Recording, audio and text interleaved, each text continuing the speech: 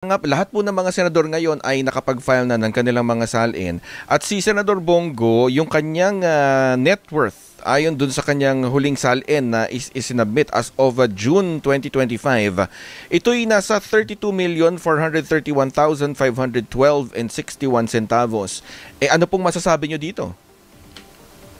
Malaking kasinungalingan po yan, tahasang panloloko yung ganyang halaga kasi alam nyo ho, kilalang kilala itong si Bongo na nakatira sa Ayala, Alabang.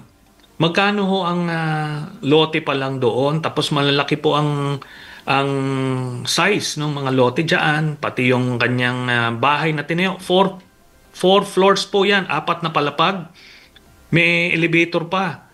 Siguro aabot po ng kalahating billion yan kung kasama na yung mga muebles, mga appliances at kung ano-ano. Tapos yung sasakyan na lang, pag nakita nyo, alam nyo naman ng mga kasama natin sa media, sa Senado, yung sinasakyan ng mga auto ni Bongo, ano ba yan, mga Escalade na SUV na bulletproof, higit 10 milyon yan, isang sasakyan pa lang. Merong mga backup vehicles pa, tas hindi ho nagpepermiyan sa isang kotse, nagpapalit-palit yan. Tignan nyo lang ho yung nasa garahe niyan sa bahay niya. Talagang doon pa lang ho siguro abot na ng 200 milyon sa kotse pa lang. Kaya sobra naman na panloloko yan.